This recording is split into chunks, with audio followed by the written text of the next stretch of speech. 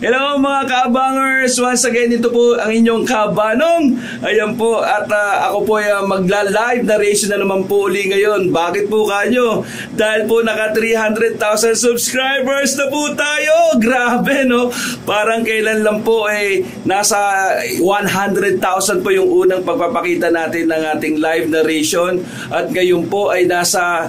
Grabe, naka 300,000 na po ang ating subscriber dito po sa channel natin na Pamela Clamil as Lolo Pael. So yung iba po, hindi po na akala po nila magkaiba po si Lolo Pael at si Kabanong. Ako po ay iisa lang po yun. ako rin po si Lolo Pael at si Kabanong. Opo, dahil nga po nung una pong paggawa natin ng Pamela Clamil. By the way, no, gusto ko lang po siyempre i-congratulate rin po at i-recognize siyempre po ang ating si Pamela Clamil. Siya po ay ang unang nagboboses dito sa channel na ito. So siguro po hanggang ngayon meron pa rin pong mga follower po si Miss Pam, okay, si Pamela Clamil. Kaya po ako na po yung pumalit dito sa channel na ito kasi medyo na-busy na rin po si Miss Pam at kaya sabi niya, Kabanong, baka pwede pong kayo na po ang magtuloy. Opo, kinausap rin po tayo ni Sir Rafi na tulungan sila sa pagnanarrate. Okay? And kaya nga lang po, siyempre dahil nga po meron na rin po akong dating channel, yun nga po yung ang Aklat ni Kabanong. Gusto ko nga pong ituloy, kaya po nagkaroon po ng mga kwento ni Kabanong. Pero for now, syempre, isi-celebrate natin yung ika 300,000 subscriber po dito sa channel po natin na Pamela Clamil as Lolo Pael. Okay, so yung mga nagtatanong dyan, nako-confuse, akala nila makaibang tao yun. Ako lang po yun. At syempre, yung mga minsan naririnig nyo na, ako ang inyong Lolo Pael. At ako naman po si Kabanong. At ito ang aming kwento. At ito ang aming kwento. Ko na lang po yun. Sa mixing na lang po yun. Pinagpapatong ko na lang po yung dalawang boses ko. Pero isang tao lang po yun. So yung mga dramatization, di ba? Andun doon po, ako po lahat yun. At ngayon po, makikita nyo po yun sa ating video ngayong araw na ito. Yung kwento po ngayong araw na ito. As Lolo Pael naman po ako. Okay po, so eto na po, wag na po natin patagalin pa. Pakinggan na po natin ang kwento ni Lolo Pael. Hayop ka! Bakit mong pinakikialaman ng mga gamit ko? Hindi ba't may kanya-kanya na tayong damit at mga gamit sa katawan? Lalo ng pabango? Bakit? Binili ito ni Mama at Papa para sa ating dalawa. Hindi mo ito pag-aari, no? Pera nilang ginastos dito kaya wala kang karapatang solohin to. Ano ka, sinuswerte? Kahit pa, mga binata na tayo. Hindi na tayo mga paslit kagaya ng dati na pwede pang mag-share ng gamit. Saka ang pinakaayaw ko sa lahat ay yung may kahati sa mga gamit ko. Ay akin na yan, ibalik mo na sa akin yan. Ay hindi no, ayoko. Kung gusto mo, magpalit tayo. Sa akin na lang tong pabango mo. Total, kalahati na lang naman ang laman. Sa'yo na yung bago kong pabango. Ayun, kunin mo to sa aparador ko. Ano bang problema mo? Ayaw ko sabi ng amoy ng pabango mo eh. Masyado matapang, masakit sa ilong. Kapag nasosobra ng lagay sa katawan nakakahilot, nakakasuka. Sus, ang dami mo namang alam. Ang sabihin mo lang, madamot ka. Basta, sa akin na to. Pagpabili ka na lang ulit kina Mama at Papa. Hindi pwede. Kapag napasa akin na ang gamit ko, hindi ko na maaaring ibigay pa yon. Kaya kung ayaw mo masaktan ibalik mo na sa akin yung gamit ko. Tinawid ni Benjo ang espasyong namamagitan sa kanila ni Miguel.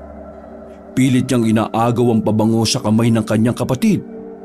Pero sa tuwing maaabot na niya ang bote nito, tumitingkayad naman ito na parang nang aasar pa. Nakangisi nitong sinusukat ang taas niya sa taas nito. Kaya naitulak niya ito ng malakas. Dahilan para mahulog sa simento ang hawak nitong pabango at nabasag. Nang dahil sa nangyari, nagpalitan ng malalakas na sigawan ng dalawa. Si Benjo ay halos mangyak-ngyak na pinulot ang natapong pabango. Kaya sa pagtayo nito, sinuntok nito ang nakangiti pa ring si Miguel. Ayop ka! Palibasa kasing gitero ka eh! Wala kang pakialam kahit masira pa yung gamit ko! Alam ba kung bakit malaga sa akin to? Ito ang regalo nila mama at papa nung kaarawan ko. Masyado ka namang masentimental eh. Para pabango lang. Ayaw mo namang magpabili ulit ng ganyan kina mama at papa dahil malakas ka naman sa kanila. Kita mo oh, mas mamahalin pa yung pabango mo kaysa sa akin. Kasalanan mo naman eh. Pinapipili ka nila kung anong gusto mong pabango. Ang sabihin mo, ayaw mong nalalamangan kita. Ayaw mong mas lamang ako sa'yo. Ay nako, tigilan mo na nga ako. Suntukin kita dyan eh. Di suntukin mo. Hindi kita aatrasan. Ang simpleng hamunan ng dalawa ay nauwi sa pikunan at hanggang sa suntukan. Lamang ng kaunti si Miguel dahil higit na malaki ang katawan nito kaysa kay Benjo. Ang ingay na nilikha ng kanilang pag-aaway at pagsusuntukan ang siyang naging dahilan para marinig sila ng mag-asawang Rolly at Celia. Dali-daling nagtungo ang mga ito sa silid ng dalawa. Parehong 18 taong gulang ang magkambal na sina Benjo at Miguel. Magkaiba ang kanilang mga ugali. Madalas, mas mahal na mag-asawang Rolly at Celia si Benjo kaysa kay Miguel. Si Miguel naman ay palasagot sa mga magulang. Matigas ang ulo at higit sa lahat, siloso. Kaya laging napagsasabihan ng binata na itinuring naman itong pang-aapi sa kanya ng mga magulang. Dati naman magkasundo ang magkapatid, pero nang mapansin ni Miguel ang nag-ibang pagtrato sa kanya ng mga magulang, iniisip niya na baka hindi naman sila totoong magkambal at ampun lang siya. Pagdating sa pisikal na itsura, magkaiba silang dalawa. Para silang hindi kambal. Higit na mas matangkad at gwapo, moreno si Miguel. Samantalang si Benjo ay mababa, maputi at singkit ang mga mata. Sa pagpapatuloy ng kanilang pag-aaway, muling sinuntok ni Benjo si Miguel. Ay! Ayop ka, bakit mo ako sinuntok? Talagang masasaktan ka sa akin. Paduduguin ko yung uso mo kapag hindi mo ako tinigilan sa pangingialam ng mga gamit ko. Kaya ko rin sirain ng mga gamit mo, no? Pwes, subukan mo nang makita mo hinahanap mo. Gusto mo ng laban, hindi ba? Sige, lumapit ka. Ganon ha? Etong sayo. Kaniko, masyadong malakas ang suntok mo sa sikmura ko ah. Eto, saluhin mo ang ganti ko. Aray! Linti ka. Bakit mo ako sinipa? Patuloy na nagpalitan ng mga suntok at sipa sina Miguel at Benjo. Kahit pareho ng dumudugo ang mga pumutok nilang mga labi, ay wala pa rin gustong huminto. Walang gustong magpatalo. Si Miguel na malaki ang katawan ng siyang nasa ibabaw ni Benjo. Pagulong-gulong sila sa sahig. Nagulungan na rin ni Benjo ang mga nagkalat na bubog ng pabango. Sa kamalas-malasan, ang tagpong yun ang nadatnan ng mag-asawang Rolly at Celia. Ba't ang mga lintik na mga batang ito? Ay Miguel, tigilan mo na kapatid mo. Itinulak ni Rolly si Miguel. Rico, Papa, bakit mo naman ako tinulak? Bakit pinapatulan mo ang kapatid mo? Mas malaki ka sa kanya. Celia, itayo mo si Benjo at gamutin mo kaagad ang mga sugat niya sa likod. May mga sugat din po ako ah. Saka yan namang si Benjo nagsimula ng away eh. Masyadong madamot. Para pabango lang eh. Bigla na lang ako sinuntok. Hindi ka susuntukin ng kapatid mo kung wala kang pinakialaman sa mga gamit niya. Kilala ko si Benjo. Mas malawak ang pangunawa niya kaysa sa'yo. Yan na naman kayo eh. Palagi niyo na lang ipinagtatanggol si Benjo. Anak din naman ninyo ako ah. Bakit pakiramdam ko siya lang ang mahal niyo? Naagustuhan ko lang naman ng pabango niya eh. Alam mo masama doon kung magpalit kami. Magkapatid naman kami ah. Regalo sa akin ni na mama at papa ang pabango. Pero anong ginawa mo? Binasag mo lang eh oh. Totoo ba? Miguel? Inagaw po niya sa akin eh. Tapos bigla niya akong tinula kaya nabitiwan ko. Bakit ba ang hilig niyong palaki ng gulo kapag ako may kasalanan? Maliit na bagay lang naman yun ah, kung tutuusin. Kahit pa kay maliit o malaki, dapat marunong ka pa rin rumispeto sa tunay na may-ari ng pabango. Hindi yung basta mo nalang kukunin ng walang paalam. Kung sa'yo kaya gawin yon, patutuwa ka? Palagi na lang akong mali. Nakakasawa na. Abat! Ay, tama na yan. Mauuwi lang yan sa matinding pagtatalo. Rolly, Huwag ka na lang sumali sa dalawa para hindi na lumaki ang gulo. Malaki na ang gulo dahil nagkakasakitan na sila. Kita mo naman may mga sugat pa. Paano pa sila titino? Ang mabuti pa ibalik na lang natin sila sa probinsya. Rolly naman, pinag-usapan na natin to dati pa, hindi ba? Kung alam ko lang na mangyayari ito Huwag ka na magsalita ng ganyan. Malalaki na sila. Kaya alam na nila ang tama at mali. Siguro ay may pagkukulang din tayo. Etong si Miguel lang ang sobra. Kay Benjo naman wala akong masabi. Tama na. Kaya siguro nakakaganyan si Miguel. Madalas mo kasi silang ikinukumpara. O siya, halika na Miguel. Lumapit ka sa akin at gagamutin ko na rin yung sugat mo. Wag na po ma. Alam ko naman na mas mahalaga sa inyo si Benjo Kaya ang bigat-bigat ng loob ko sa inyo dahil may favoritism kayo. Hoy, magdanda ka sa pananalita mo ha. Nanay mo yung kinakausap mo. Kung gusto mong tumagal ka sa pamamahay ko, matuto kang rumispeto sa iyong mga magulang. Naintindihan mo? Hindi na napigilan ni Rolly ang galit para kay Miguel. Hindi siya makapaniwalang makakapagsalita na ng ganun ng kanyang anak. Kaya naman nagawa niyang duru-duruin ito sa muka. Bagay na hindi naman nagustuhan ng binata. Respeto ba kanyo? Etong ginagawa niyo sa akin, karespe-respeto ba? Ang hirap sa inyo, pati ang pangangatwiran ko binibigyan niyo ng kulay Ako ang palaging pinalalabas yung masama. Lahat na lang ng gagawin ko mali. Kaya lalong yumayabang yung hayop na Benjo na yan Hoy, Miguel, sumusobra ka na ha? Isang malakas na sampalang ipinadapo ni Celia sa pisngi ni Miguel.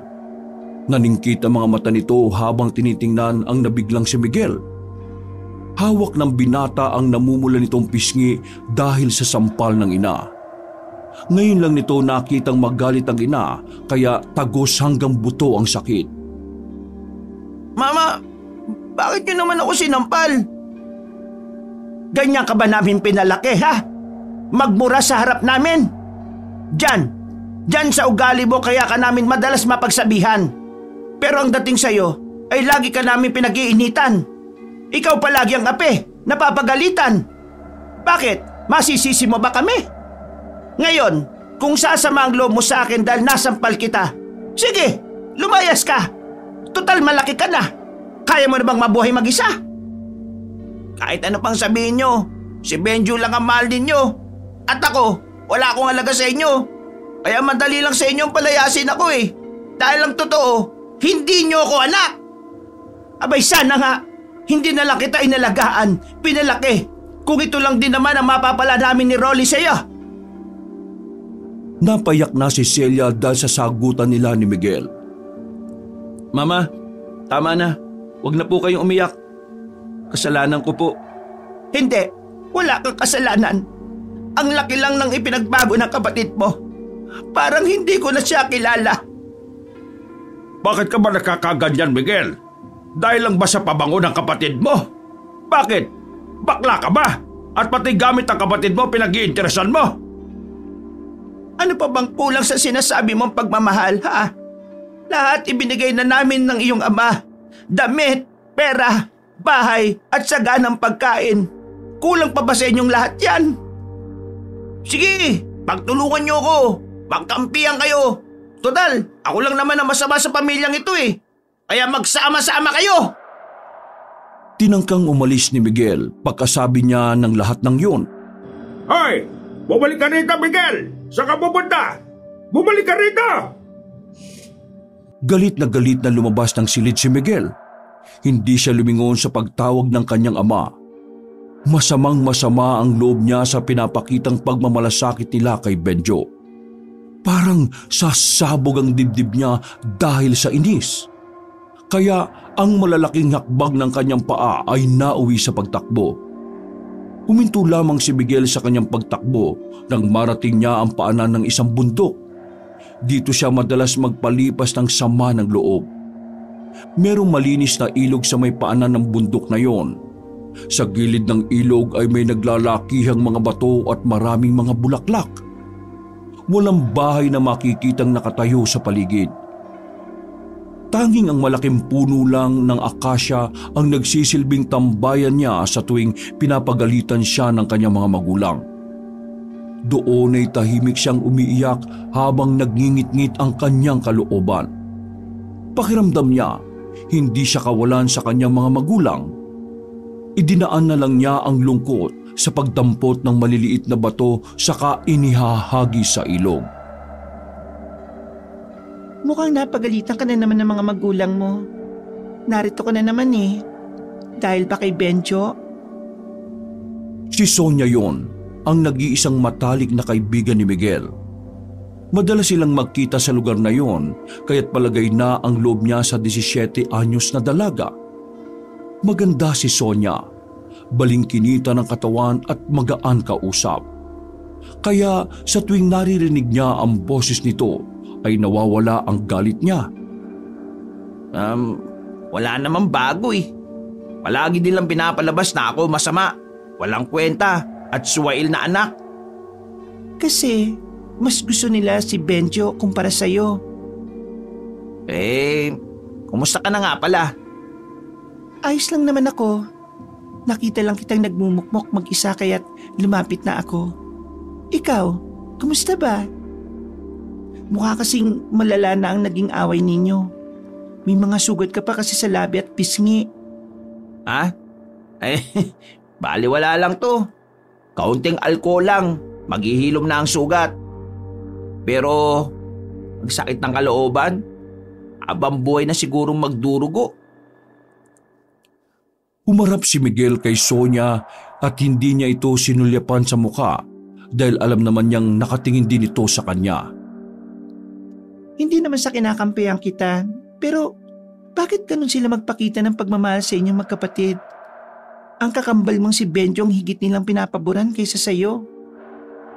Mukhang tama yata ang hinala ko na hindi kami totoong magkapatid eh.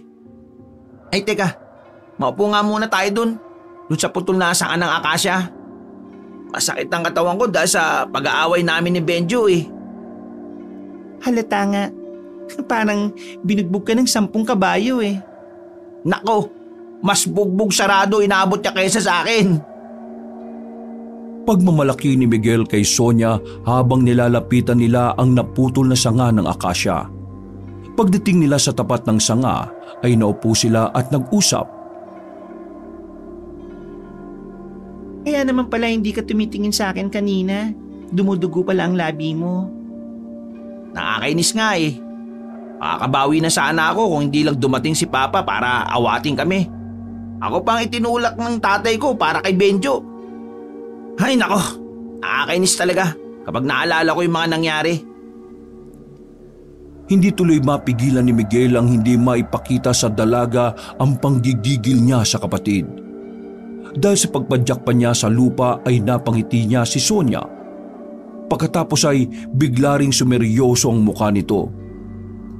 Kung sa tingin mo ay mas lamang ang pagmamahal ng iyong mga magulang sa kapatid mo, edi gayumahin mo. Gumawa ka ng paraan para maagaw ang atensyon nila sa kapatid mo at mapunta sa iyo. Ganon kasimple. Ano? Seryoso ka ba? Wala na mga taong gumagawa ng ganyang mga gayu-gayuman na yan, no? Saka, hindi ako naniniwala sa mga ganyang kakayahan eh. Tanga, mag-aalok ba ako kung wala akong alam dyan? Kung gusto mo, dun sa kakilala ko. Kaya lang, hindi kita pwedeng samahan. O ano, papayag ka ba? Hindi ba parang nakakatakot naman yan? Ba't parang hindi ka naman tunay na lalaki niyan? Gusto lang kitang tulungan, no? Kung kilala mo si Apong Magno, matutulungan ka niya sa mga gusto mong gawin sa magulang mo. Madali lang. Pupunta ka lang sa tinitirhan niya, dun sa gitna ng bundok. Kapag nagkasundo kayo, dala mo na rin yung gayuma. Naku, ayaw ko. Maraming kwento na yung sino mang lumalapit kay Apong Magno namamatay at hindi na nakakabalik. Ayoko, nakakatakot. Bahala ka nga kung ayaw mo. Hindi naman sapilitan ng inaalok ko sa iyo eh. Hindi ba't nakatira yun sa kagubatan sa itaas ng bundok? Ang balita at usap-usapan dito sa ating baryo ng Mitik, aswang at mangkukulam daw ang matanda. Kalokohan. Ako nga, minsan nang natulungan ni Apong Magno. Kita mo naman, mabait sa akin ng aking mga magulang. Marami rin akong kaibigan. Saka madali siyang kausap. Kaya huwag ka na magdalawang isip. Wala namang mawawala kung susubukan mo, di ba? Sige. Papayag ako. Pero samahan mo ako sa kanya. Gusto kong makakuha ng ganyang gayuma. Ay teka, may bayad ba? Pasensya na, bawal na kami bumalik doon eh. Ang mga taong nabigyan na niya ay hindi na maaring magpakita sa matanda. Kasama yun sa kasunduan. Kaya ikaw lang mag-isa ang pupunta ron. Hindi ka magbibitaw ng pera sa matanda. Sa halip ay isang kapalit ang madalas na hinihingi nito bilang kabayaran. Ha? Kapalit? Ano naman ang hihingi niyang kapalit? Parang nakakatakot naman yan. Baka naman buhay ko pa yung kabayaran ha? Hindi. Magtiwala ka. Hindi ka magsisisi kapag napasa kamay mo na yung gayuma. Lahat magagawa mo. Mapapasunod mo na ang iyong ama at ina sa lahat ng mga gusto mo. We, totoo? Pero paano ko makakapunta sa tirahan niya? Madali lang naman makita ang bahay ni Apong Magno.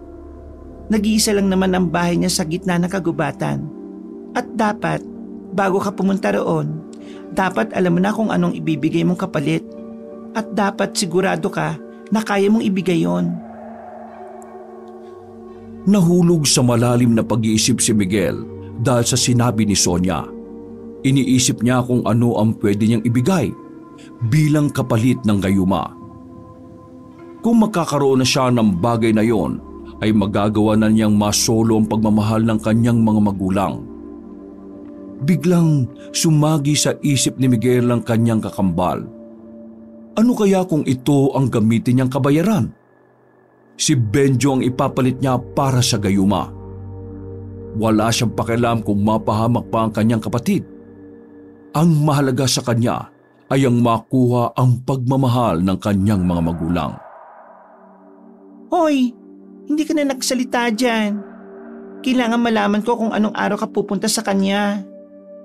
Ano? May naisip ka na ba? Ako na ang bahala sa pambayad.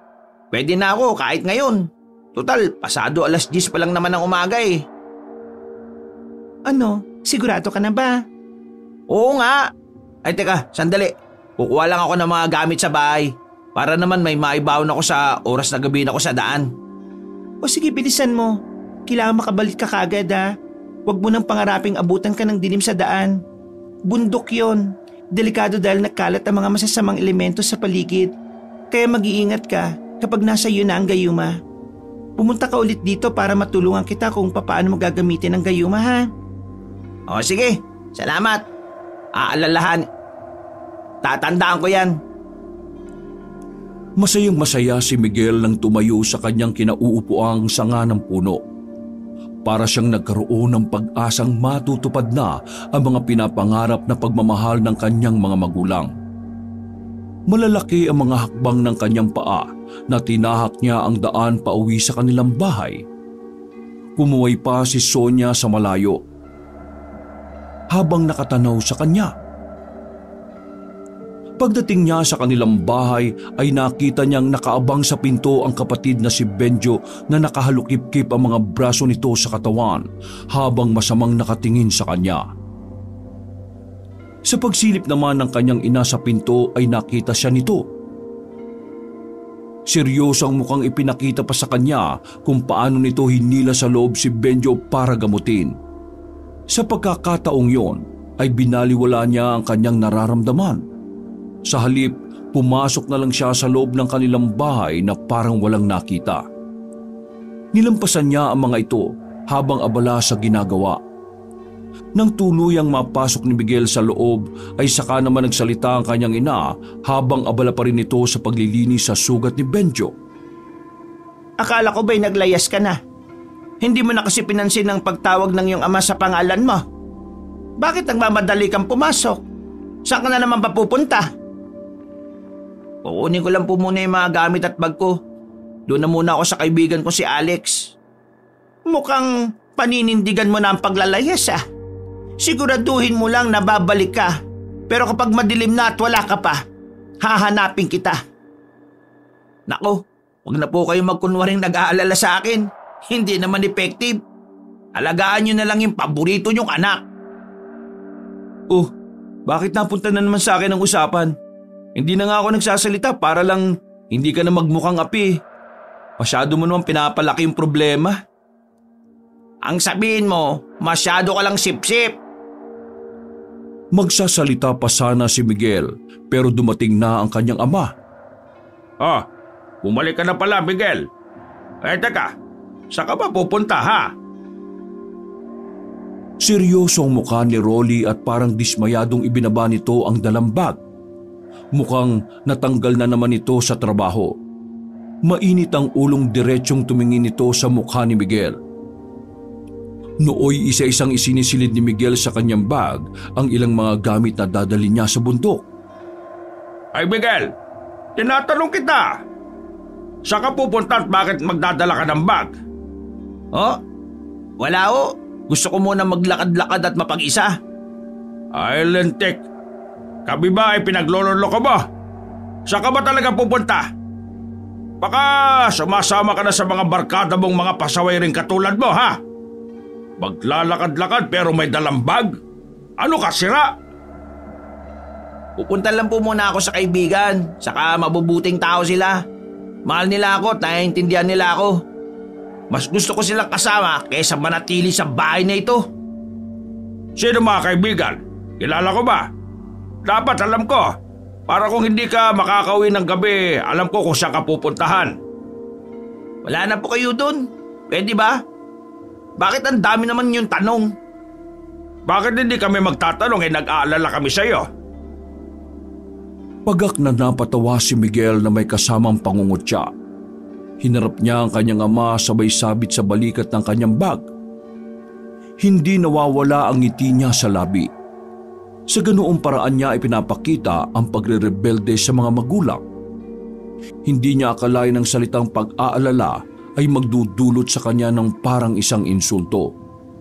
Pero kung sa bagay, kapag nakuha na niya ang gayuma na sinasabi ni Sonia, ay mapapasa kanya na ang atensyon ng kanyang mga magulang at sisiguraduhin niyang si Benjo naman ang makakaranas ng sakit na nararamdaman niya. Kaya't pagkatapos magsalita ng kanyang ama, tinalikuran na niya ito at si Benjo naman ang binalingan niya. Samantalay mo na ang mga araw na to na nasa iyo pang atensyon ng mga magulang natin. Dahil sa pagbabalik ko, sa akin naman sila. Ano ang pinagsasabi mo? Pareho tayong mahal ng mga magulang natin. Ikaw lang ang nag-iisip na hindi. Nako, wag mo nang bilugin pa ulo ko, no? O sige na, aalis na ako. Gagabihin ako sa pag-uwi. Kung pwede, wag na kayong magtanong kung saan ako pupunta ha. Dahil hindi ako sanay. Sige, lumayas ka kung gusto mo. Ikaw lang din naman ang nasusunod eh. Sige na, lumayas ka na. Dahil simula ngayon, hindi ka na namin pakikialaman. Wala kang utang na loob. Pagtataboy ni Celia kay Miguel, hindi na nito naitago ang pagkairita sa boses dahil sa ugaling ipinapakita ni Miguel. Wala na sigurong sasakit pa sa isang ina ang sagot-sagutin ng kanyang anak nang walang anumang pagrespeto. Hindi naman yon nakaligtas sa pakiramdam ni Miguel at parang bigla rin naman siyang nasaktan nang marinig mula sa kanyang ina na pinalalayas na siya nito. Lumabas si Miguel sa kanyang silid, dala ang itim na bag na isinabit sa kanyang balikat. Bago sila umalis ay nag-iwan muna siya ng malalim na buntong hininga. Malayo-layo na ang nilakad ni Miguel nang mapansin niya na parang may mga matang nakamasid sa kanya. Saglit siyang tumigil sa paglalakad. Pagkatapos ay lumingon siya sa kanyang likuran. Sa kaliwat kanan, pero bigo siyang makita kung sino ba ang sumusunod sa kanya. Sa pag-aalala ay nagmamadali na lang niyang nilisan ng lugar. Pagdating ni Miguel sa pinakagitna ng kagubatan ay natanaw niya ang isang maliit na kubo na ang dingding ay yari sa kawayan. Ang bubong nito ay yari sa kugon. Sinubukan niyang tumawag kung may tao sa loob, saka humakbang ng dahan-dahan. Ilang minuto pa ay lumabas ang isang nakakatakot na itsura ng matandang lalaki. Butas-butas ang kulay lupa nitong suot na damit. Magulo ang buhok. May itim ang mga ngipin at mga kuko. At kapansin-pansin ang tabakong hit-hit buga sa bibig ng matanda. Sa sobrang kapal ng usok mula sa sigarilyo nito, ay halos matabunan na ang mukha nito. Sinasabi ko na nga ba't magkakaroon ako ng bisita ngayon? Halika, binata. Tumuloy ka sa aking munting dampa. Salamat po, Apong Magno. Ako po si Miguel. Mag-uwag ka munang magsasalita tungkol sa sadya mo sa akin. Pumasok muna tayo sa loob. Nagkalat ang masasamang mga elemento sa labas. Baka marinig ka nila at hindi ka na makabalik pa. Isa pa, nararamdaman kong may sumusunod sa iyo. Para namang kinilabutang napatingin sa kanyang likuran si Miguel matapos marinig yon sa matanda. Pakiramdam niya tuloy ay may hindi nakikitang nilalang na nakasunod sa kanya. Katulad dito ng nararamdaman niya kanina pa bago pa siya nakarating sa bahay na matanda. Dahil sa takot ay nagmamadaling sumunod sa matanda si Miguel papasok sa loob ng bahay nito.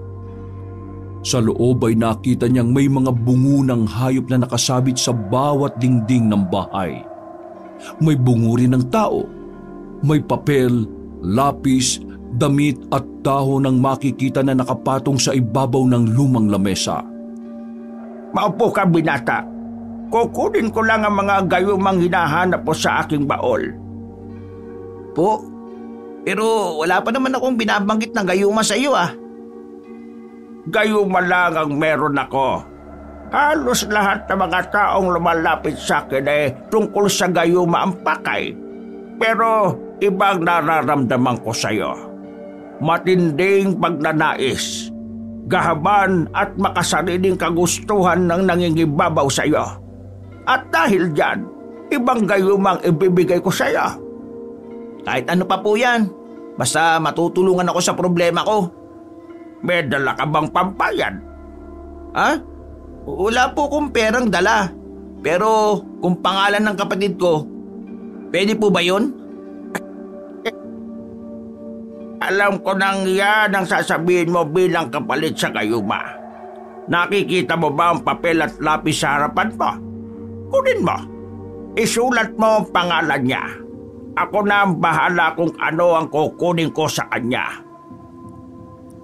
Sumunod si Miguel sa iniutos na matanda. Mabilis niyang isinulat sa papel ang pangalan ni Benjo. Ayan, ay sulat ko na po. Nasa na po yung gayuma? Sandali. Masyado ka namang nagmamadali, binata. Patingin nga ng isinulat mo. Dali-daling inabot ni Miguel ang papel na sinulatan niya. Pinasadaan ito ng tingin ni Apong Magno pagkatapos ay nakangisi nitong sinulyapan si Miguel. Sigurado ka na ba sa ibabayad mo sa akin? Pangalan nito ng kapatid mo, hindi ba? Kapag sumira ka sa ating usapan, mawawala ang mga bagay na pinahahalagahan mo. Kasama na ang sarili mong buhay. Kapag naibigay ko na sa iyo ang gayuma, ay hindi ka na maaaring bumalik sa lugar na ito at hindi mo na rin pwedeng isauli. Kailangang maubos mo ang laman ng boteng ito. Iniabot na matanda kay Miguel ang kulay asul na bote. Maganda ang pagkakadisenyo ng isang rosas na itim dito. Nakakahawig nito ang bote ng isang mamahaling babango. Pagkaabot ay muling nagsalita si Apong Magno. Ilagay mo lang yan sa pagkain ng gusto mong gayumahin. 1 o 2 patak lang kada isang araw. Kapag sumobra ka ng kahit kaunti sa paggamit, mararamdaman mo ang nakakatakot na mga bagay sa paligid mo. Tutubuan ka ng mga bukol, sugat at lalabas sa iyo ang nakakatakot na mga uod. Ano? Kaya mo bang gawin? Po, nakakatakot naman po yan. Huwag na lang po kaya. Kapag nahawakan mo na ang bote at nakapirma ka na sa kasunduan, ay wala na yung atrasan. Kapag hindi mo ito tinanggap hindi ka na makakaalis sa bundok na ito. Dahil sa mga narinig ay biglang kinilabutan si Miguel. Hindi nito inaasahan ang mga kondisyon ng paglapit niya sa matanda. Hindi siya mapakali at hindi alam kung paano niya babawiin ang isinulat niya sa papel. Wala ka nang magagawa kundi tanggapin na lang ang gayuma kaysa mapanganib ang iyong buhay. Alalahanin mong ikaw ang lumapit sa akin. Pero hindi po ninyo kagad sinabi ang huling kondisyon eh. Binata, ikaw ang may kailangan sa akin. Tinulungan lang kita. Pwede ka nang umalis kahit na anong mangyari, huwag ka nang babalik sa lugar na ito. Nakikita mo ba yung garbo na nasa iyong likuran? Nilingon ni Miguel ang tinutukoy na matanda. Ano po ba mga yan? Ganyan ang nangyari sa mga taong matitigas ang ulo at hindi marunong sumunod sa kasunduan. Namatay sila at habang buhay na matatakot hanggang sa kamatayan. Medyo napatras si Miguel sa tinuran ni Apong Magno. Sino po ba talaga kayo? Ipagpaubanin mo, binata. Pero makikilala mo lang ako kung sino ako kapag naubos na ang gayuma. Sige na, makakalis ka na at makaabutan ka pa ng dilim sa daan. Kahit na anong mangyari, huwag mong hahayaang makita ang gayuma ng mga taong paggagamitan mo nito. Paano po kung makita nila, halimbawa, anong mangyayari sa kanila? Magkakasakit at mamamatay. Ay, Diyos ko naman, Apong Magno. Bakit ganun po yung mangyayari sa kanila? Dahil yun ang kaparusahan nila. Bigla tuloy nakaramdam ng pagsisisi si Miguel nang marinig ang sinabi ng matanda. Para siyang binuhusan ng malamig na tubig habang nakatulala sa hawak niyang gayuma. Nakangiti lang ang matanda na parang sanay na sa mga katulad niyang naghahanap na makakatulong sa kanyang mga problema. Ilang saglit lang ang lumipas ay parang natauhang nagpaalam na sa matanda si Miguel. Siguro naman po, kapag naubos na ang gayuma wala naman magiging problema. Wala naman. Maniningil lang naman ako ng bayad mo sa gayuma. O siya, sige, pwede ka nang umalis. Maghanap ka pa ng may gusto rin ng gayuma, ha? At kapag nakakuha ka ng taong pupunta rito, bibigyan kita ng pabuya bilang kapalit. Tandaan mo, hindi ka pwedeng bumalik. Huli na para kay Miguel na may sauli ang gayuma sa matanda.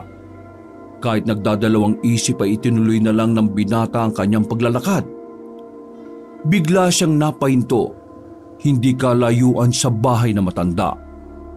Pero sa paglingon niya, katakatakang wala na ang kubo at hindi na niya makita. Nahihiwaga ang napahakbang na lang uli si Miguel para umalis sa lugar na iyon. Pasado 6:00 ng gabi nang dumating sa kanilang bahay si Miguel. Nagmamadali siyang maglakad para makapasok sa loob ng walang nakakapansin. Pagdating niya sa sala ay nabigla siya nang makita siya ni Benjo. Hindi ito nagsasalita na parang sinusuri siya kung saan siya nanggaling. Nakakunot ang noo nito na parang may tinitingnan sa kanyang bulsa at bag. Lumabas na rin sa kanilang kwarto ang kanyang mga magulang. Natigilan ng mga ito nang makitang nakatayo si Miguel. Pagkatapos ay nagtatakang napatingin ng mga ito sa maputik niyang pantalon. Bigla na lang tinawid ng kanyang ama ang pagitan nila. Saka inangat nito ang kamay at malakas siyang sinuntok. Umuwi ka bang hayop ka? Rico po pa, bakit niyo naman ako sinuntok? Hindi ko na alam kung anong gagawin ko sa iyo para tumino ka. Kung saan-saan ka namin hinanap ng iyong ina dahil nag-aalala kami sa iyo. Tingnan mo ang nangyari kay Celia. Nasugatan siya sa kakahanap sa iyo. Hindi po ba't sinabi ko naman sa inyo na sa kaibigan lang ako nagpunta? Kay Alex po. Sinungaling! Doon ako unang nagpunta. Nakausap ko mismo si Alex. Hindi pa raw kayo nagkikita. Saan ka ba talaga nanggaling, ha? Palagi mo na lang kaming pinag-aalala. Nagpalipas lang po ako ng sama ng loob sa bundok. Dahil hindi na ako nakakainga sa bahay na ito eh. Kita nyo naman oh, ang sugat lang ni Benjo ginagamot ni Mama. Sa awa ng Diyos, may benda pa. Eh ako, imbis na gamutin nyo rin ang sugat ko, dinadagdagan nyo pa. Hindi ka masasaktan kung matino ka lang bata. Palasagot pa at walang galang. Tumahimik ka nga. Wala akong kapatid na gaaman oh, makasarili. Mamatay ka na. Halos lumabas ang litid ni Miguel sa leeg nang sabihin niya yon sa kapatid. Lalo lang tumindi ang galit niya kay Benjo. Nagulat na lang siya nang biglang lumapat ang palad ng kanyang ina sa mukha niya. Uminit ang kanyang pisngi sa lakas ng sampal na natanggap niya. Nang lumingon siya sa kinaroroonan nito, ay nakita niyang galit na galit ang kanyang mama. Wala kang kwentang tao. Paano mo nasasabi ang mga bagay na yan sa iyong kapatid? Talagang umabot na sa langit ang sama ng iyong pag-uugali. Pwede ba ma? Tama na? Gusto ko na magpahinga. O na, tanggap ko na. Ako na masama. Ako na ang demonyo. At si Benjo ang anghel ninyo. Abat, walang hiya ka talaga! Oo na nga sabi. Walang hiya na kung walang hiya. Ayan o, sinabi ko na, di ba? Ano pa bang mga salitang sasabihin nyo sa akin? Baka sabihin nyo na sa pabango lang nakakaaganito na ako. Oo, pabango lang. Pero para sa akin, masakit yun. Ganon nyo ipinapakita sa akin ang pagmamahal na ibang-iba kay Benjo. Dahil sa pagtaas ng tono ng boses ni Miguel, ay hindi na nakaimik ang mag-asawa. Wala silang masabi sa kanilang anak dahil parang sarado na ang isip nito sa lahat ng kanilang paliwanag. Hanggang ipinasya na lang ni Miguel na umalis sa harapan ng kanyang mga magulang. Pumasok siya sa kanyang silid at ibinalibag ang dala niyang bag. Pero nang maalalang naroon ang bote ng gayuma, ay dali-dali niyang dinampot ang bag at sinuri ang loob. Mabuti na lang ay hindi nabasag ang bote ng gayuma. Abot langit ang kaba niya nang mahawakan yun at inilabas sa bag. Matagal niyang pinagmasdan ang kakaibang laman ng gayuma sa loob. Saka ingat na itinago yun sa ilalim ng kanyang kama. Inihiga ni Miguel ang kanyang katawan sa kama. Itinutok niya ang paningin sa kisame. Kung ganon, malapit ko nang maago ang aking mga magulang sa hayop kong kapatid. Gaganti ako. Ipapalasap ko rin sa inyo ang sakit na nararamdaman ko sa mga pang-aaping ginawa niyo sa akin. Saglit na nakiramdam si Miguel sa mga kilos ng mga tao sa sala. Nang marinig niya na isa-isa na rin nagsipasok sa kanilang mga kwarto ang kanyang mga magulang at saka na lang din niya ipinikit ang kanyang mga mata. Kinabukasan, maagang nagising si Miguel. Pasimple niyang kinuha ang gayuma sa ilalim ng kama saka isinilid yun sa bulsa. Lumabas siya ng kwarto at dumiretso sa kusina para ipagluto ng almusal ang mga magulang niya. Tamang pagkakataon yun para sa paglalagay ng gayuma sa pagkain ng kanyang mga magulang. Nang matapos na siya sa pagluluto ay maingat niyang tinaktakan ng gayuma ang ulam, kanin at ang tinimplan niyang kape. Ito na ang tamang pagkakataon. Mamaya lang kapag nakakain na sila ng mga niluto ko, sa mga mata ng magulang ko, ako na ang mahal nila. Ako na ang mabait sa paningin nila mama at papa. Kailangan lang umisip ng paraan ni Miguel kung paano niya makukumbinsing kumain ng kanyang mga magulang nang hindi nagdududa.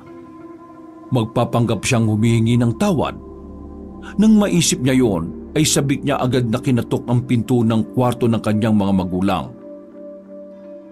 Ma! Nakahanda na po ang almusal. Gumising na po kayo. Hihintayin ko po kayo sa kusina ha. Pinakinggan niya kung may kikilo sa loob ng kwarto. Nang wala siyang marinig na tugon mula sa mga magulang, ay kumatok ulit siya. Ma! Pa! Gising na po! Nagluto na ako ng almusal natin. Ilang saglit pa ay nakarinig na si Miguel ng mga yabag ng paa papalapit sa pinto. Umikot ang seradura at iniluwa noon ang humihikab pang ama. Sa likod nito ay ang kanyang ina. Oh, bakit? Anong kailangan mo? Sino ba yan? Si Miguel, kinigising tayo. Nagluto raw siya ng almusal. Abay, himala kung ganon. Opo, gusto ko po sanang humingi sa inyo ng tawad dahil sa mga inasal ko kagabi. Kaya heto, nagluto po ako ng paborito niyong ulam. Adobong manok na may kamote. Tara na po, lalamig na po yung pagkain. Nagkakatingin ang napasunod ang mag-asawa sa anak nilang si Miguel. Hindi nila maitago sa kanilang mga mukha ang kasiyahan dahil sa pagbabagong yon ng kanilang anak. Kahit nagtataka, ay napaupo na lamang siya sa harap ng lamesa. Pero napansin ni Rolly na silang dalawa lang ni Celia ang ginising ni Miguel. Wala si Benjo. Kung kaya ay inutusan nito ang binata na tawagin din ang kapatid. Mamaya na raw po siya kakain eh. Alam naman po ninyong nagkatampuhan kami kahapon. Huwag po kayo mag-alala. Ipinagtira ko na lang po siya ng ulam. Maraming salamat anak sa luto mong pagkain. Sana tuloy-tuloy na ang iyong pagbabago. Oh, kita mo na anak. Masaya ang iyong ina dahil sa wakas alam mo na kung ano mga nagawa mong pagkakamali. O sige na, kumain na tayo at mukhang masarap ang niluto mong ulam ah. Talaga masarap po yan dahil punong-puno po yan ng pagmamahal.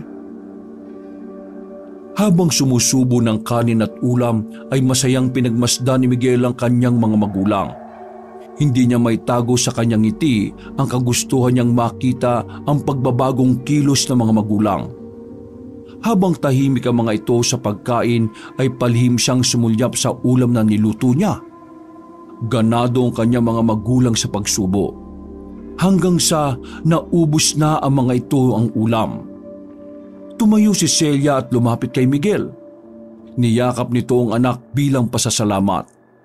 Umepekto na marahil ang gayumang inilagay ni Miguel. Samantala ay siya namang pagdating ni Benjo sa kusina. Nagbuhat ito sa kung saan. Oh, anong nangyayari rito? Kumakain kayo nang hindi ako tinatawag? Ang sabi ni Miguel nagtatampo ka pa rin daw sa kanya. Kaya ipinagtira ka na lang niya ng ulam. Teka, sige na, kumain ka na. Masarap ang ulam mo. Hindi na po pa. Maliligo muna ako. Teka anak, bakit ang dumi ng mga binti at paa mo? Ano bang ginawa mo? Sa ka ba galing? Tiningnan din ni Miguel ang binti ni Benjo. Maputik yon. Diyan lang po sa likod bahay. Pagkasalita ni Benjo ay seryoso tong tumingin kay Miguel. Napansin niya ang pag-angat ng itaas na labi ni Benjo na parabang may ibig sabihin. May mahina siyang ibinulong kay Miguel. Akala mo ikaw lang ha? Uunahan kita, gago. Hindi nakaligtas kay Miguel ang parinig na yun ni Benjo sa kanya nang dumaan ito sa tabi niya. Pinigilan niya ito sa braso habang nakangiting nakatingin sa mukha ng kapatid. Pasensya ka na. Nauli ka na ng dating eh. Naunahan na kita. Alam ko kung anong ginawa mo sa kanila. Kaya't nasaan ang tira mong pagkain para sa akin? Pasensya niya. Naubusan ka na ng ulam eh. Ipinagluto ko sila pero hindi ka kasali. Kung gusto mo, magluto ka ng pagkain ng para sa'yo. Oo naman anak. Kaya mo nang magluto para sa sarili mo. Huwag mo nang awayin tong kapatid mo at nagbago na siya. Po? Ang mabuti pa, Benjo. Ikaw na rin ang maghugas sa mga pinagkainan namin at si Miguel napagod sa pagluluto. Hindi siya pwedeng mabasa. Nakangiti lang si Miguel sa naging reaksyon ni Benjo sa kakaibang ikinikilos ng kanyang mga magulang. Baka sa mukha ng kapatid ng pagtataka dahil sa paglipat-lipat nito ng tingin sa mag-asawa. Anong ginawa mo kina mama at papa? Bakit sila ganyan? Akala ko ba alam mo kung anong ginawa ko sa kanila? Kinukuha ko lang kung ano ang sa akin. Benjo! Hindi mo ba sila narinig? Ako na ang gusto nila. Ako na ang mahal nila, hindi na ikaw. Ano bang pinagsasabi mo? At saka, bakit para sila mga robot? Parang wala sila sa kanilang mga sarili oh. Ikaw lang ang nag-iisip ng ganyan. O sige na, maghugas ka na ng pinggan. Benjo anak, ano pang tinatayo-tayo mo riyan? Sumunod ka kay Miguel. Alis na muna kami ni Celia para maghanap ng trabaho sa bayan. Nagsarado kasi ang asukarera na pinagtatrabuhan namin kaya maghahanap muna kami sa bayan ng trabaho. At baka gabi na kami uuwi. Ang mabuti pa, Benjo, ipagtimpla mo muna ng kape ang kapatid mo. Kami lang kasi ang pinakape niya. Sige na, at kami aalis na. Ma, pa, ano ba nangyayari sa inyo? Ano ka ba, Benjo? Ikaw itong kakaibang ikinikilos. Paano ka ba, ha? Wala ka na magagawa pa, Benjo. Oras ko naman ngayon. Oh, narinig mo pala yung sinabi ni Mama? Ipagtimpla mo raw ako ng kape at hindi pa ako nagkakape. Hindi may paliwanag ni Benjo ang saya na kanyang nararamdaman pagkatapos makita ang nagtatakang reaksyon ng mukha ng kapatid. Sa pakiwari niya ay parang isang tagumpay na natalo na niya si Benjo pagdating sa pagmamahal ng kanyang mga magulang. Bago umalis sa mag-asawa, ay kapansin-pansin kay Miguel lang yumakap ang mga ito at hindi pinansin ang nakatayong si Benjo. Dahil sa hindi maipaliwanag na kilos sa mga magulang, ay galit na tinawid ni Benjo ang pagitan nila ni Miguel at padakot nitong sinakalang huli. Namumula ang mga mata nito dahil sa galit. Hayop ka! Anong ginawa mo sa mga magulang natin? Bakit sila nagkakaganyan? Oo, relax. Wala akong ginagawa sa kanila, no? Nakita mo naman, di ba? Ipinagluto ko lang naman sila ng paborito nilang ulam. Masaya sila sa ginawa ko. Kaya, pwede ba, bitiwan mo na ako? Hindi ako naniniwala sa'yo. Sinungaling ka. Sa sandaling malaman ko na may pinakain ka sa kanila o ipinainom, mananagot ka sa aking hayop ka. Mapapatay kita! Ay, hindi ka. Bitiwan mo nga ako. Masyado ka namang apektado. Hindi mo ba gustong ako na ngayon ang mas mahal nila kaysa sa'yo? Oh, anong pakiramdam, ha? Hindi ba ang sakit? Pwes, simula pa lang yan. Wala pa tayo sa sukdulan. Mas lalong magugulat ka kapag ikaw naman ang biglang magbago ang kilos. Dahil hindi pa rin binibitiwan ni Benjo ang kanyang leeg, ay buong lakas niya itong itinulak palayo, dahilan para ito ay matumba sa sahig. Galit na galit itong tumayo at susugod pa sana sa kanya para suntukin siya, ngunit inunahan niya ito ng sipa sa sikmura. Bumulagta ito at nahawakan ng maliit na silya, saka ibinato naman sa kanya. Tumama yun sa binti ni Miguel, kaya't napayuko siya sa matinding pananakit. Dahil sa komosyon, narinig yun ng papaalis na sina Rolly at Celia, kaya napabalik ang mga ito sa kanilang bahay para makita ang nangyayari sa loob. Nasaksihan ni Celia ang pamamato ni Benjo kay Miguel ng silya. Kaya naman ay galit na galit itong sumugod sa nakatayong anak at paulit-ulit itong pinagsasasampal. Ano bang nagawa ng kapatid mo at binato mo siya ng bangko, ha? Miguel, ayos ka lang ba? May masakit ba sa'yo? Ayos lang po ako, pa. Eto kasi, nagsisilos po kasi si Benjo dahil sa akin lang daw kayo yumakap bago umalis. Binalingan ni Celia si Benjo. Para yun lang? Kaya sinaktan mo na si Miguel? Lumapit ka sa kanya at mag-sorry ka sa kapatid mo. Naluluha namang tumingin sa kanya si Benjo. Sa isip nito ay hindi na niya magagawa pang mabawi ang katinuan ng kanyang mga magulang. Iniisip niya kung anong bagay kaya ang ginawa ng kapatid para magkaganon ang kilos ng mga ito. Pasensya na po kayo, ma. Pero kahit na anong mangyari, hindi ako hihingi ng tawad sa kanya. Pero dahil sa ginawa niya sa inyo, ibabalik ko ng doble ang parusang nararapat para sa kanya. Bakit ba? Masama rin ba ang loob mo kay Miguel? Nagbago na siya. Humingi na siya ng tawad sa mga nangyari. Kaya't sana tanggapin mo yon. Ma, pa, hindi niyo po ako naiintindihan eh. May ginawa sa inyo si Miguel. Maniwala naman kayo sa akin, oh. Nakikiusap po ako sa inyo. Bumalik na kayo sa dati. Bakit ba kayo nagkakaganyan? Ikaw ang bumalik sa dati mong katinoan, Benjo. Hindi ka naman dating ganyan. Pero ngayon parang ibang-iba ka na. Dati si Miguel ang sinasaway namin. Ngayon, ikaw naman. Natuto ka na ring manakit sa kapatid mo. Alam ko, may ipinainom na gayuma sa inyo si Miguel. Hindi ako makakapayag na manatili kayong wala sa inyong katinoan. Tamuhong bata ito. At ano naman ay papainom sa amin ni Miguel? Ang gayuma, matagal ng laos yun. Saka para lang yun sa pag-ibig sa babaeng nagugustuhan ginagamit. Pa, Nakita na namin ang ginawa mo kay Miguel. Ang mabuti pa siguro sumama ka na lang sa amin sa bayan at baka pag-alis namin mag-away uli kayo ng kapatid mo. Sige na, maligo ka na at aalis na tayo. hindi po pa. Hindi ako aalis. Gagawa ko ng paraan para maibalik ko kayo sa dati. Nagkamali si Miguel. Hindi niya dapat yan ginawa sa inyo. Kung alam niya lang kung ano ang totoo, hindi niya magagawa ang masamang planong ito. Pare-pareho tayo mapapahamak. Huwag ka mag-alala, Benjo. Hindi kami basta-basta naapektuhan ang sinasabi mo. Nanlalaki ang mga matang napatitig si Miguel sa kanyang ama.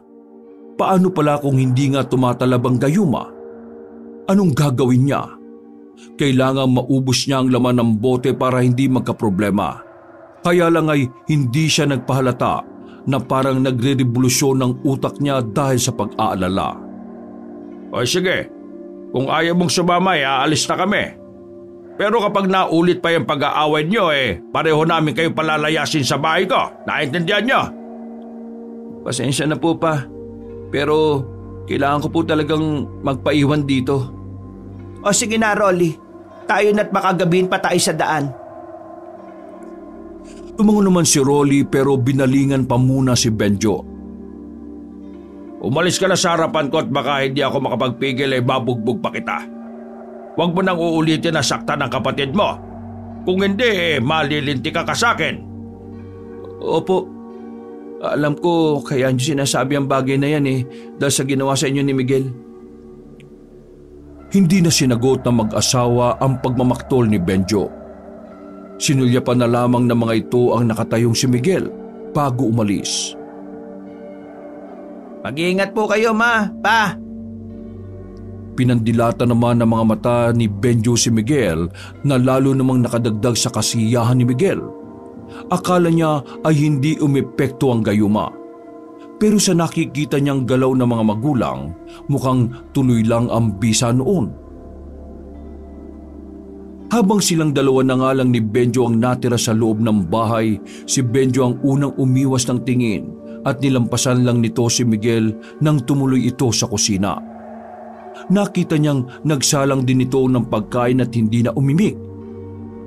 Bigla namang naalala ni Miguel ang naging usapan nila ni Sonia na magkikita sila sa tabing ilog kapag nakuha na niya ang gayuma. Ang mahirap pa noon ay nagamit na niya ito.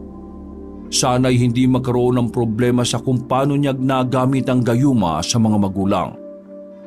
Hindi na siya nagpaalam kay Benjo. Diretso siyang naglakad papunta sa dating tambayan niya. Pagkadating niya roon, ay nakita niyang nakaupo si Sonia sa dating putol na sanga ng akasya. Nang maramdaman nito ang pagdating niya, nakangiting tumingin sa kanya si Sonia pero kapansin-pansin ang maitim nitong ngipin at kuko. Pasensya ka na. Nakalimutan kong may usapan nga pala tayo dito sa tabing ilog. Nakuha mo na ba ang gayuma? Yun nga ang inaalala ko Nilagyan ko na ng gayuma yung kanin, ulam at kape nila. Tigi-isang patak kagaya ng nasabi sa akin na matanda. Matagal bago nakasagot si Sonia sa mga sinabi ni Miguel. Kapag kuwan ay napatawa ito ng malakas na parabang masaya ito sa ginawa niya. Magaling, magaling. Ganyan nga ang gawin mo. Ubusin mo sa kanila nang sa ganun ay maging masaya ka na. Makukuha mo rin sa wakas ang pagmamahal na nararapat sa iyo. 3 patak. Lumampas ka sa 2 patak ng gayuma. Pero huwag ka mag-alala. Simula pa lang yan. Ang ibig mong sabihin, sumobra agad ang ginawa ko? Hindi ba't kailangan 1 hanggang 2 patak lang dapat? Nakakatuwa. Pinabati kita sa unang pagkakamali. Ha? Ano ba nakakatawa ron? Mali na nga. Hindi na itago ni Miguel ang inis sa sinabing yon ni Sonia. Mas lalo lamang nadagdagan ang pag-aalala niya. Alam ko magkakamali ka sa gagawin mo. Ganyan mag-isip ang mga taong gahaman. Kaya huwag ka mag-alala. Kaunti lang naman ang sakit na mararanasan mo pagkatapos ng iyong pagkakamali. Huwag ka nga ganyan magsalita, Sonia. Parang gusto ko nang isiping hindi ko yung kilala kong Sonia eh. Baka niloloko mo lang ako ha. Ang totoo, may kapatid akong lalaki. Pareho kami ng pagkatao. Pero magkaiba ng gusto. Mabuti siya, ako naman ay masama. Ang gusto ko ay umanib siya sa akin, pero mas gusto niyang mamuhay ng tahimik kasamang asawa niyang kauri namin. Ang masakit, kapalit ng kanilang pananahimik ay ibinayad ng kapatid ko na hindi sila magkakaanak ng asawa niya. Hanggang sa nabalitaan kong nag-ampun na lang sila ng mga anak. Hindi mo ba gustong masaya na ang kapatid mo sa buhay na pinili niya? Katulad mo ako mag-isip, ikaw, gusto mo bang makitang maging masaya si Benjo sa buhay niya habang ikaw ay miserable sa buhay na pinili mo? Sandaling napaisip si Miguel kung ganun din kaya ang mararamdaman niya sa nararamdaman ni Sonia. Pero iba ang galit na nararamdaman niya sa kanyang kapatid. Kaya ako, hindi ako masaya kapag may nakikita kong nahihirapan dahil sa kanilang kapatid o magulang. Pagkatapos ng pag-uusap natin, magiging abala na ako sa aking mga gagawin. Nakakalungkot naman. Hindi na tayo magkikita. Dahil nagawa ko na ang nararapat para sa iyo. Pero mag-iingat ka dahil hindi mo pa lubusang kilala ang mga magulang mo. Tapatin mo na nga ako. Ayaw ka ng paligoy-ligoy eh. Malapit ko na makasama ang kapatid ko. Kapag nangyari yon, wala na makakatalo sa amin. O sige, mag-ingat ka rin, Sonia. Nagtataka na lang si Miguel sa kakaibang kilos ni Sonia. Pati ang paraan nito ng pagtawa ay parang katulad ng tawa ni Apong Magno. Napapakamot na lang siya sa kanyang ulo nang sundan niya ito ng tingin habang ito ay papalayo. Hindi maalis sa isipan ni Miguel ang naging pag-uusap nila ni Sonia habang tinatahak niya ang daan patungo sa kanilang bahay. Nakita niyang nakaabang si Benjo sa may pintuan habang hawak ang isang basong malamig na tubig. Pagkatapos niya sa kapatid ay pablot pa niyang inagaw ang hawak nitong baso sa katahasang inom ang laman nun. Pagkaraan ay ibinalik niya ang baso sa nakangiti niyang kapatid. Oh, anong tinatawa-tawa mo dyan? Wala. Masaya lang ako. Sabik lang ako makita kung ano kaya ang magiging dating sa'yo ng gayumang iniligay ko sa ininom mo. Nanlaki ang mga mata ni Miguel. Ha? Anong sabi mo? Wala. Para binibiro ka lang eh. O sige na, papasok na ako sa loob. Oy, sandali! Di pa tayo tapos mag-usap. Sinunggaban ni Miguel ang braso ni Benjo. Bitiwan mo ang braso ko. Oo, pareho tayo nakagawa ng pagkakamali. At darating ang oras, mamimili tayo kung sino mamamatay sa ating dalawa. Matira matibay, ako o ikaw ang mabubuhay. Ayop ka. Anong pinagsasabi mo? Ganyan nga, ipakita mong takot ka. Ikaw ang nagsimula nito, di ba? Nagkataon lang na alam ko kung sino ang mabuti. Alam ko ang pagkatao natin. Hindi ako makukonsensya kung mapatay man kita sa huli. Alam mo, hindi naman tayo magkadugo eh. Pareho tayong ampon. Kaya anong ipinaglalaban mo? Ayop ka. Itong nababagay sa'yo. Nanginginig ang buong katawan ni Miguel dahil sa galit ng pagsusuntukin niya ang mukha ni Benjo dahil sa mga pinagsasasabi nito. Parang gusto niya itong patayin. Mabuti na lang at dumating ang kanilang mga magulang para awatin siya. Ay, ano ba kayo? Gusto niyo ba talaga magpatayan? Si Benjo po nauna pa eh.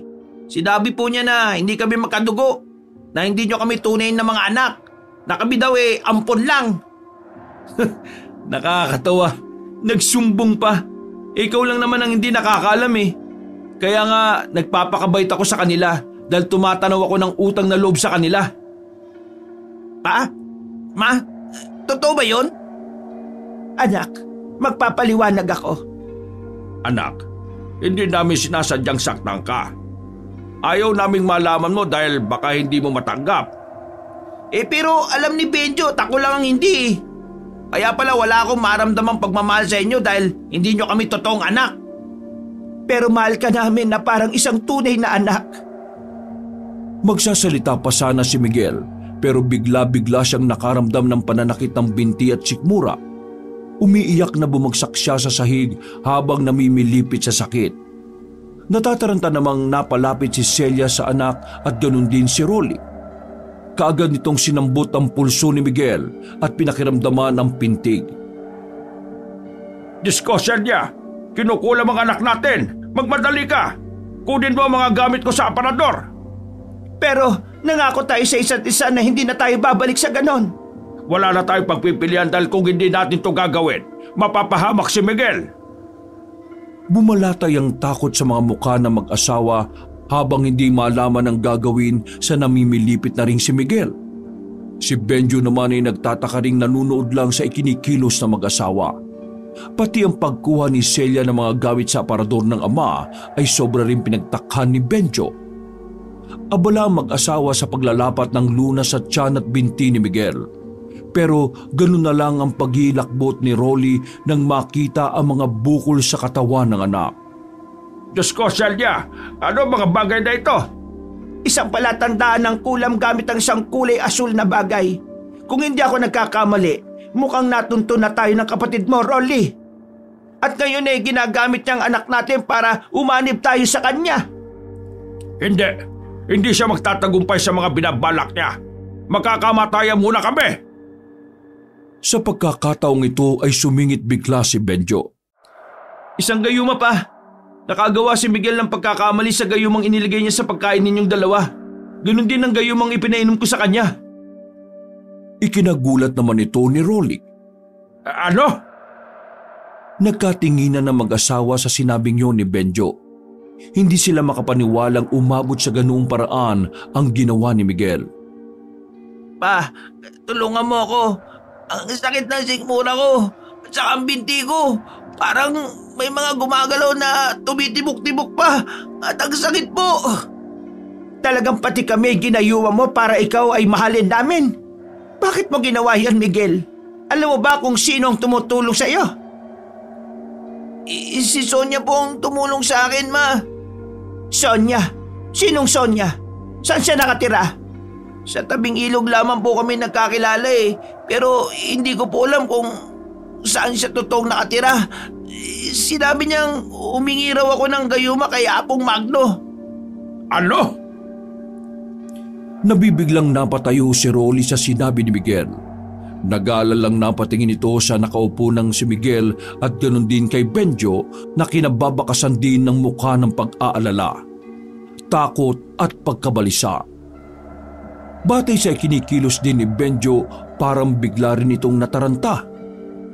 Pa, gamutin niyo po ba ako? Hindi ko na kaya, ang sakit. Parang may tumutusok na matutulis sa mga bagay sa buo kong katawan eh.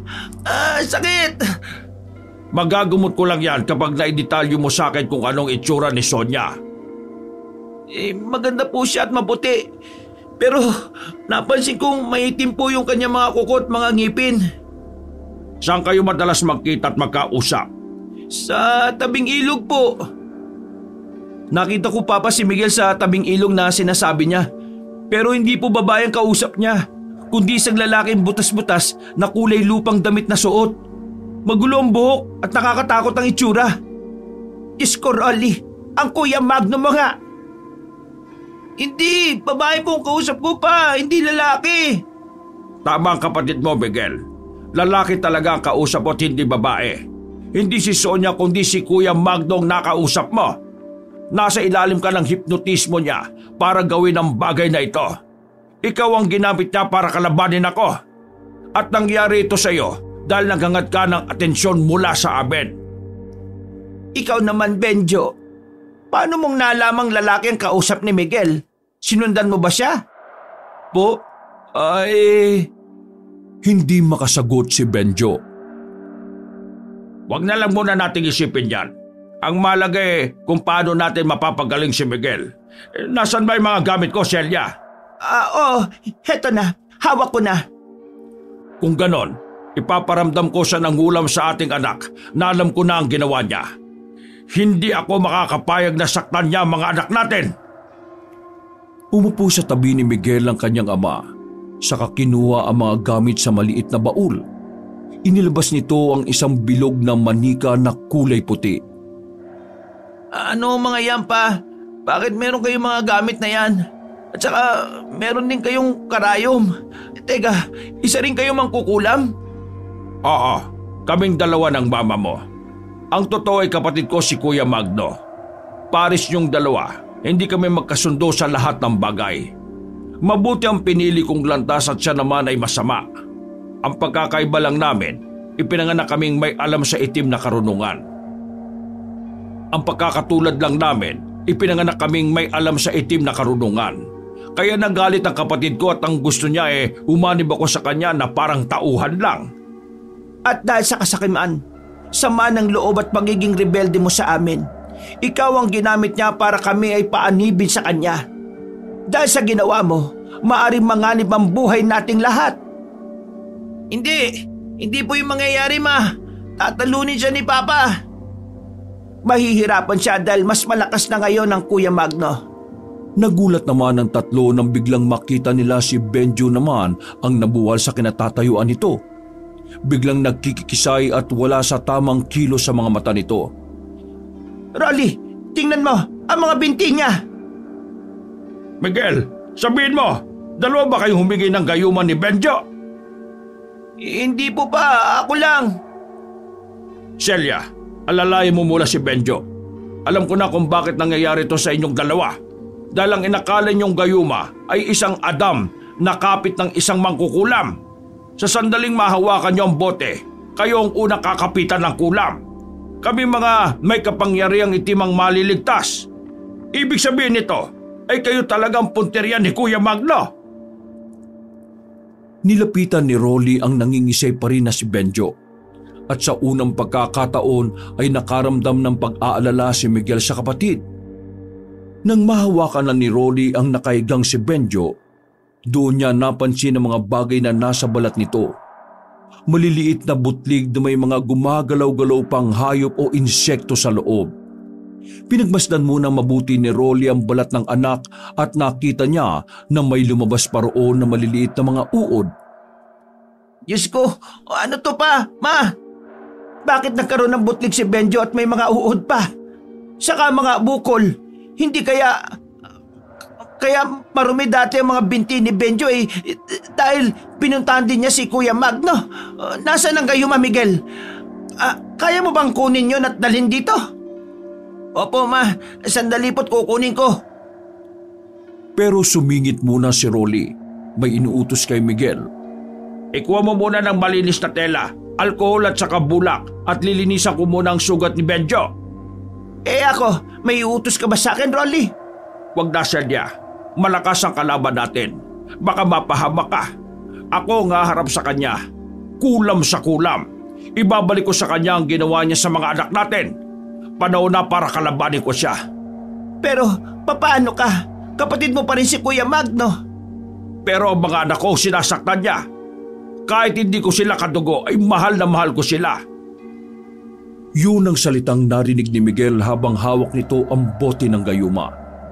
Nagkamali siya. Totoong mahal sila ng kanilang mga magulang. Sa pagkakataong yon ay parang gusto niyang magsisi. Kasalanan niya kung bakit nasa sitwasyon sila na nasa bingit ngayon ng kamatayan. O Miguel, halika rito. Hawakan mo ang katawan ni Benjo. Ilapag mo muna sa sahig ang gayuma at kukuha lang ako ng mga gamit na panlinis ang sugat ni Benjo. Sumunod si Miguel sa ipinag-uutos ng kanyang ina. Hinawakan niya ang kapatid sa pinagmasdan ng mga sugat nito. Nakita niyang pumikit ang kanyang ama sa kahumawak sa gayumang dala niya. Hinigpitan ni Miguel ang pagkakakapit sa palad ni Benjo na parabang ipinararamdam niya rito na humihingi siya ng tawad sa lahat ng mga nagawa niya. Pero nagmulat na mga mata si Benjo at galit na galit ito kay Miguel, kasabay ng biglang pamimilipit niya ng sakit. Mabuti nga sa'yo, nakakuha ka rin ng katapat. Ano bang pinagsasabi mo? Tumigil na nga kayo sa pag-aaway. Umasa nga kayo ayon sa inyong edad. Hindi na kayo bata para paulit-ulit na pagsabihan. Nasa bingit na nakamatayan ng mga buhay ninyo. Pasensya na po pa.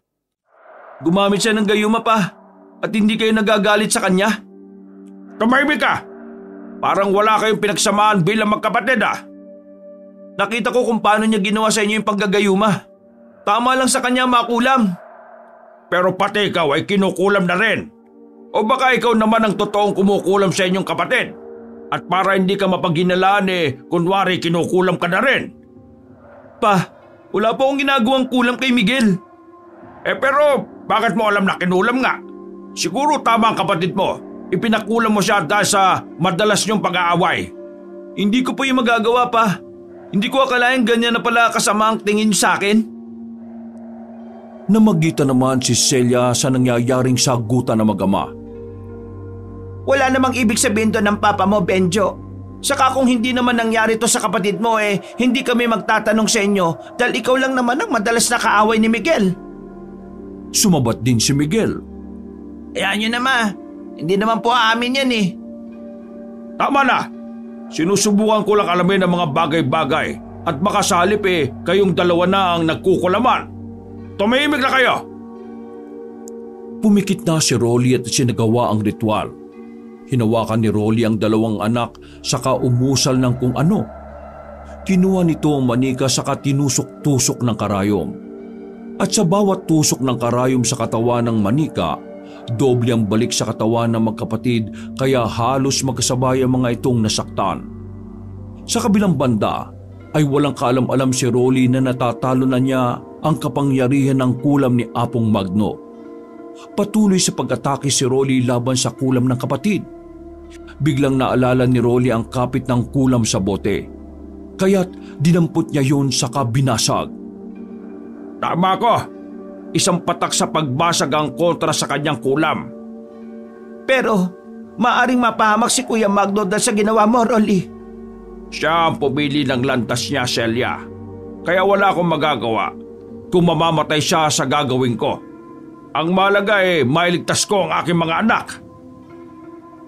Biglang nawala ang pananakit sa balat ni Miguel at Benjo. Pati ang mga bukol. Umasta ang magkapatid na parang walang nangyari. O siya, magpahinga muna kayo. Huwag muna kayo mag-uusap Masyadong naubos ang lakas ko para labanan ang kulam ng kapatid ko. Patawarin niyo po ako, pa. Salamat po sa pagliligtas niyo sa akin. Sige na po, at papasok na po muna ako sa silid namin. Pagpasok ni Miguel sa kanyang kwarto ay nahulog siya sa malalim na pag-iisip. Ngayon niya lang naisip na isa rin palang mangkukulam ang kanyang ama. Kaya pala hindi umepekto sa kanila yung gayuma dahil hindi to totoong gayuma. At dahil dating mangkukulam sila, Papa, nagawa niyang matalo ang kondisyon ng matanda sa akin. Pero paano pala ang kasunduan? Nagpanggap lang pala sina Rolly at Celia na sila ay nagayuman ni Miguel. Ang hindi alam ng binata ay may ginawa rin sa kanya si Benjo. Marami pa rin hindi nalalaman si Miguel sa pagkatao ng kanyang ama dahil malakas ang pakiramdam niyang hindi lang ito isang mangkukulam. Yung biglang nawala ang pananakit ng bukol niya sa binti nang lapatan nito ng palad ng kanyang ama ay napakalakas talaga para sa kanya. Maaari ring isang pinuno ng mga mangkukulam ang kanyang ama. Kinabukasan, maaga uling nagising si Miguel para ipagluto ng almusal ang kanyang mga magulang. Pero nagulat siya dahil naroon na si Benjo, nakaabang sa kanya sa may kusina. Nakaluto na rin ito ng almusal na parang nababasa nito ang takbo ng mga iniisip niya. Oh, pinagluto na kita ng almusal. Hindi ba't may sakit ka? Sige na, maupo ka na. Tikman mo yung luto ko. Gusto ko ring magpasalamat sa ginawa mong pagtulong kay Papa kagabi. Hindi na. Magkakape na lang ako. Malay ko ba kung balak mo akong patayin at nilagyan mo ng laso ng pagkain ko. Kahit okay na tayo, hindi ibig sabihin nun magtitiwala na ako sa'yo. Hindi naman ako ikaw na kaya maglagay ng kung ano-ano sa pagkain ng mga magulang natin. Napamaang doon si Miguel. Anong ibig mo sabihin? Nakita kita. Sinundan kita ng gabing naglayas ka. Ako ang sumunod sa iyo habang umaahon ka sa bundok. Kaya alam kong galing ka sa bahay ni Apong Magno. Ano? Gulat na gulat si Miguel sa kanyang narinig. Hindi siya makapaniwalang nasundan siya ni Benjo sa bundok. Huminto ka pa nga sa paglalakad sa tuwing nararamdaman mo ako Pero ang mas nakakagulat pa, nakita ko pang pangalan ko nakasulat sa papel na sumisimbolo ng isang kasunduang pamalit kabayaran sa gayumang kinuha mo. Ano pang ibig mong sabihin? Kumuha rin ako ng gayuma. Hindi para akitin ng ating mga magulang katulad ng ginawa mo. Isang gayuma para gamitin sa kung paano kita pahihirapan. Dapat pa nga maging masaya ka dahil sinabi ko sa'yo. Pero hindi lang yun Pangalan mo rin ang nakasulat sa kabayaran ng gayumang kinuha ko. Para patas naman tayo. Matagal bago nakasagot si Miguel. Kaya pala pakiramdam niya ay may sumusunod sa kanya ng araw na yon ay dahil sinusundan siya ni Benjo. Ano ngayon ang gagawin mo? Matira matibay. Paunahang maubos ang gayuma. Pero hindi ako tanga na katulad mo Bago ko pumunta kay Apong Magno, inalam ko muna kung sino siya. Kaya lang, malas binasag na ni Papa ang gayumang nasa sayo Pero ang sa akin nariyan pa. Gusto mo malaman kung sino talaga si Apong Magno? Hindi siya ordinaryong mangkukulam katulad ng alam ni Papa. Ha? Sino siya? Pasensya ka na. Pero ikaw nang umalam para sa sarili mo. Hindi ko kasi akalaing magagawa mo ang bagay na ito sa akin Sa sandaling dumilim na ang sulok ng paligid, pupunta si Apong Magno rito para maningil na ng mga pautang. Magsasalita pa sana si Miguel pero mabilis na umalis sa harap niya ang kapatid. Nangihina namang napaupo ang binata sa upuang nakaharap sa lamesa. Matagal niyang pinagmasdan ang pagkaing nasa ibabaw ng lamesa. Saka kinakabahang pinagdadampot niya yon at itinapon sa labas. Kailangan ko malaman kung paano ko mapapawalang bisa ang kasunduan. Sa puntong ito'y hindi naman namalaya ni Miguel na nariyan na pala ang kanyang ama. Anak, sino kausap mo? Kumusta ang pakiramdam mo? Ayos na po ako pa. Ang inaalala ko po ay si Benjo. May hawak din siyang gayuma at ang problema ko po, kami po ang ginawang kabayaran sa kasunduan. Napakunot ang noon ni Rolly sa narinig. Ano? Paano nga? Sinundan po ako ni Benjo Hindi ko po akalaing isinulat din niya yung pangalan ko sa papel bilang kasunduan kagaya ng ginawa ko pa. At mamaya na po ang paniningil. Pa, anong gagawin ko? Kung ganun kailangan matalo niya muna ako bago niya makuha ang mga buhay ninyo. Ano pong ibig niyong sabihin pa? Panlilin lang ang ginawa sa inyo ni Apong Magno. Pero ang totoo, balak lamang niya kayong patayin nang sa ganun mapipilitan akong umanib sa kanya. Pero bakit po pa? May kapangyarihan na siya pero bakit ka pa niya kailangang hikayatin? Dahil ayaw niyang mamuhay mag-isa habang ako ay masaya na. Pagkagahaman na ang umiiral sa kanya ngayon. Maya-maya ay lumabas na rin si Celia at kasunod nito si Benjo. Mag-uusap-usap pa sana sila nang biglang dumating ang isang panauhin, si Apong Magno. Dala ni Apong Magno ang kasulatan na may mga pirma ng magkapatid ayon sa napagkasunduan. Napasiksik sina Miguel at Benjo sa likod ng kanilang mga magulang. Natalo mo ako kagabi, Rolly. Hindi ka pa rin nagbabago. Malakas pa rin ang kapangyarihan mo bilang isang mangkukulam. Pero wala ka nang magagawa ngayon dahil ang mga anak mo mismo ang nakipagkasundo sa akin. Hindi mo makukuha ang mga anak ko. Tingnan ko lang kung magagawa mo pa kong pigilan. Nagkakamali ka. May utang ka pala sa akin na pabuya sa sandaling makapagdala ko ng tao maghanap din ng gayuma. Kung kaya't pinapunta ko si Benjo. Ala, pinaglololoko mo ba ka? Kapag hindi mo tinapad ang pangakong yon, mawawalan ng bisa ang kulang mo sa amin. Hayop ka! Gumamit ka pa ng Sonya para linlangin ako. Ngayon, humanda ka. Dahil ang papa ko ang tatapos sa kasamaan mo. Lumakas ang tawa ni Apong Magno sa sinabi ni Miguel.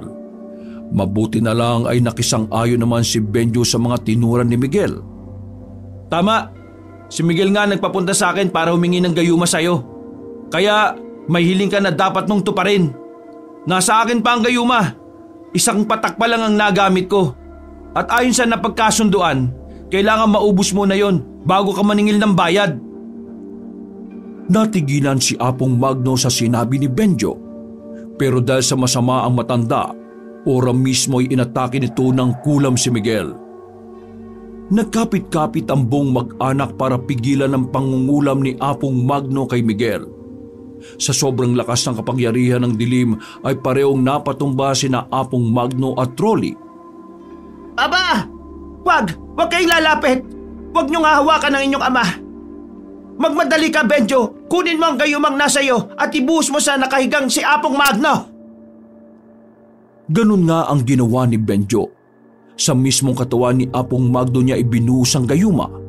Ang resulta nito'y nagkikikisay ito. Ikaw naman, Miguel. Kunin mo at punitin ang hawak niyang kasunduan. Ikaw ang may pabuya, hindi ba? Kaya't punitin mo ito hanggang sa hindi na mabasa ang pangalang nakasulat dito. Takot na takot si Miguel nang damputin niya ang papel. Saka maras na pinagpupupunit yon at itinapon sa sahig. Tumigil ang abnormal na kilos na mga katawan ni na Rolly at Magno. Lumabas ang dugo sa tenga, ilong at mata ni Apong Magno. Si Rolly naman ay bumalik sa wisyo at tumahagulgol na napaiyak. Pagkatapos ito'y binalingan niya sina Miguel at Benjo. Matutulad kayo sa aming magkapatid ni Kuya Magno kapag ipinagpatuloy niyo pa ang pag-aaway.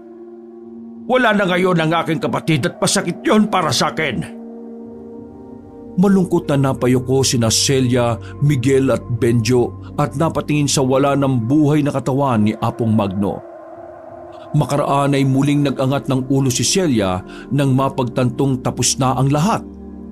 Sumilay ang ngiti sa kanyang mga labi. Rolly, tingnan mo. Ngayong wala na si Kuya Magno. Malaya na tayo. Sandaling napangiti si Rolly sa asawa. Pero sasang saglit lang dahil muli nitong binalingan ng tingin ang nakahantusay na kapatid.